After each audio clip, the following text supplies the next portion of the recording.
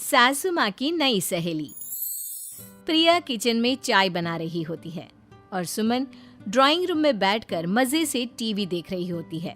तभी दरवाजे की घंटी बजती है। प्रिया, जरा देखना तो कौन आया है। देखती हूँ मम्मी जी। प्रिया दरवाजा खोलती है तो सामने पड़ोस वाली विमला आंटी खड़ी होती है। नमस्ते आंटी जी, कैसी हैं आप? मैं तो बिल्कुल ठीक हूँ बेटा, पर तेरी सास को क्या हुआ है? आजकल कहीं दिखती ही नहीं है। जब देखो तब टीवी के आगे जमी रहती है। अंदर तो आइए आंटी। अरे ओ दीपक की अम्मा, कहाँ हो? अरे बिमला, आओ आओ, क्या बात है, बड़े दिन बाद याद आई तुम्हें मेरी। मैं तो हमेशा ही तुम्हें याद करती हूँ, पर तुम ही गायब रहती हो और आजकल तो बाहर भी नहीं आती जाती। तबीयत तो ठीक है ना तुम्हारी? अरे तबीयत को क्या होना है, इस उम्र में तो कुछ ना कुछ लगा ही रहता है। मेरी छोड़ो, तुम ये बताओ कि क्या चल रहा है गली मोहल्ले में। तुम गली मोहल्ले की छोड़ो, चल तो तुम्हारे पड़ोस में रहा है। तुम्हारी नई सहेली आई है। मेरी कौन सी नई सहेली? मैं तो यहाँ बस तुमसे बातचीत कर लेती हूँ या फिर बाजू वाली शर्मा की बहू से दो चार बातें कर लेती हूँ। इसीलिए तो कहा कि तेरी नई सहेली आई है। अब कोई पड़ोस में आया है तो बात तो होनी ही है। कम से कम इसी बहाने हमारा भी एक ग्रुप बन जाएगा। फिर सब मिलकर अपनी बहुओं की शिकायतें किया करेंगे। दोनों हंसने लगते हैं।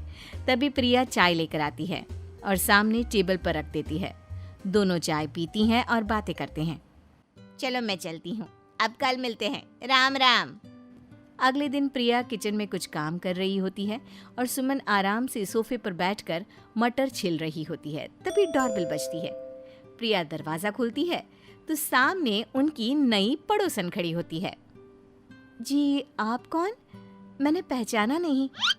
नमस्ते बेटा, मैं शारदा, आपके बगल वाले घर में अभी 2-4 दिन पहले ही शिफ्ट हुए हैं।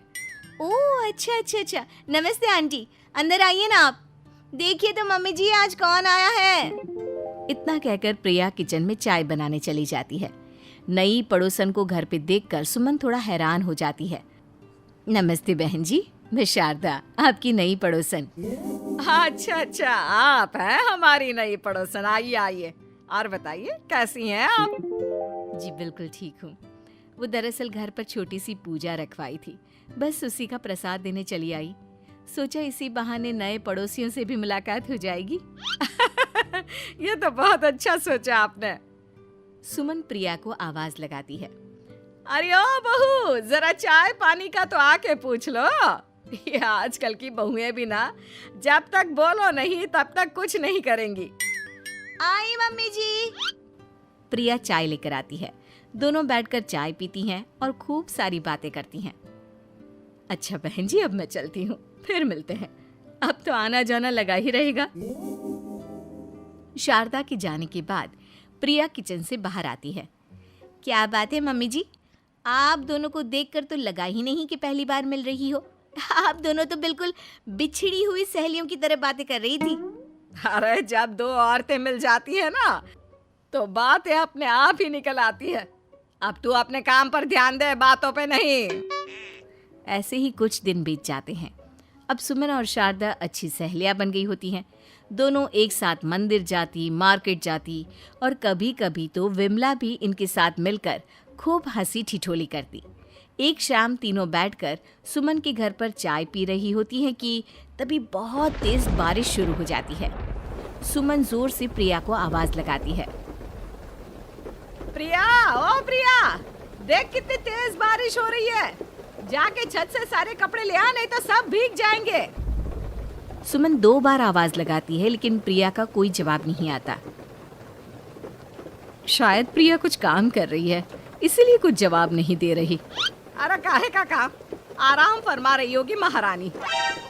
तभी प्रिया बीमार हालत में अपने कमरे से बाहर निकलती है। हाँ मम्मी जी, क्या हुआ? मेरी तबीयत थोड़ी ठीक नहीं है ना, इसलिए आग लग गई। अरे सारे कपड़े भीग गए और तुझे सोने से फुर्सत नहीं है। सबके सामने सुमन के मुंह से ऐसी बातें सुनकर प्रिया उदास हो जाती है और छत से कपड़े उतारने चली जाती है। सुमन, ये क्या बात हुई? प्रिया ने बताया ना कि उसकी तबीयत ठीक नहीं, इसलिए उसकी आंख लग गई। तुम भी ना खामखा उसे सबके सामने सुना दिया। अरे आप नहीं जानती शारदा जी, कुछ बहुएं ना बहुत आलसी होती है, घर का एक काम नहीं करना चाहती। ऐसा नहीं है सुमन, तुम्हारी बहू तो बहुत प्यारी है, तुम्हारी सारी बात भी तो मानती है। हाँ सुमन, तुम प्रिया के बारे में ऐसा क्यों सोचती हो? मेरी भी दो बहुएं हैं, लेकिन मैं उन्हें अपनी बेटियों की तरह रखती हूँ। आखिर वो भी तो किसी की बेटियां ही है ना। और अगर तुम ऐसा ही व्यवहार करोगी तो एक दिन प्रिया भी तुम्हारे साथ ऐसा ही बर्ताव करेगी। शारदा और विमला की बातें सुनकर सुमन की तो बोलती बंद हो जाती है। वहीं प्रिया भी बाहर से सारी बातें सुन रही होती है। अरे मैं कोई उसकी दुश्मन थोड़ी ना हूँ, मैं भी उसकी माँ हूँ, लेकिन कभी कभी सास बनना पड़ता है, नहीं तो बहुएं हाथ से निकल जाती है। देखो सुमन, ये सब सोच का फर्क है। अगर तुम ये सोचोगी तो कभी प्रिया को अपनी बेटी नहीं बना पाओगी। इतना कहकर शारदा और विमला वहां से चली जाती हैं और सुमन अकेले बैठकर उनकी बातें सोचने लगती है। अगले दिन प्रिया और दीपक अपने कमरे में बैठकर बात कर रहे होते हैं और सुमन उनके कमरे के बाहर कुछ काम कर रही होती है और उन दोनों की बातें सुन लेती है। दीपक, तुम्हें पता है हमारे पड़ोस में जो शारदा आंटी है ना, बहुत अच्छी हैं। अच्छा, ऐसा क्या हो गया जो तुम्हें वो इतनी अच्छी लगने लग गई? कुछ खास नहीं, बस कल जब मम्मी जी मुझे सबके सामने सुना रही थी तो शारदा आंटी ने मेरा साथ दिया। मैं तो सच में हैरान ही रह गई थी जब उन्होंने मम्मी जी को मुझसे ऐसा बर्ताव करने के लिए मना किया। अच्छा, फिर क्या हुआ? होना क्या था, शारदा आंटी तो मम्मी जी को समझा ही रही थी कि बहू को भी बेटी की तरह ही रखना चाहिए, लेकिन मम्मी जी तो मम्मी जी है ना, उन्हें तो मुझ में हमेशा कमी ही दिखती है। काश मुझे भी शारदा आंटी जैसी सास मिली होती जो मुझे भी अपनी बेटी जैसी समझती। सुमन ये सब सुनकर बहुत उदास हो जाती है और वहां से चली जाती है।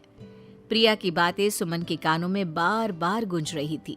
उसे बहुत शर्मिंदगी महसूस हो रही थी कि उसने प्रिया के साथ बहुत गलत किया है। अगले दिन सुमन शारदा और विमला को बुलाती है। क्या बात है सुमन, आज तूने ऐसे अचानक क्यों बुलाया? सब ठीक तो है ना? हाँ, सब ठीक है, तुम दोनों बैठो तो सही। तब तक दीपक और उसके पापा भी आ जाते हैं। प्रिया, तुम भी आ जाओ। क्या हुआ मम्मी जी, आपने बुलाया? हाँ प्रिया बेटा, मैं आज सबके सामने तुमसे माफी मांगना चाहती हूँ। मैंने आज तक तुम्हारे साथ बहुत बुरा व्यवहार किया है, लेकिन तुमने कभी भी मेरे साथ बुरा बर्ताव नहीं किया। मुझे अपनी गलती का एहसास हो गया है, हो सके तो मुझे माफ कर देना। प्रिया अपनी सास की बातें सुनकर हैरान हो जाती है। उसकी आंखों में आंसू आ जाते हैं। प्लीज मम्मी जी, आप मुझसे माफी मत मांगिए, मैं भी आपकी बेटी ही हूँ।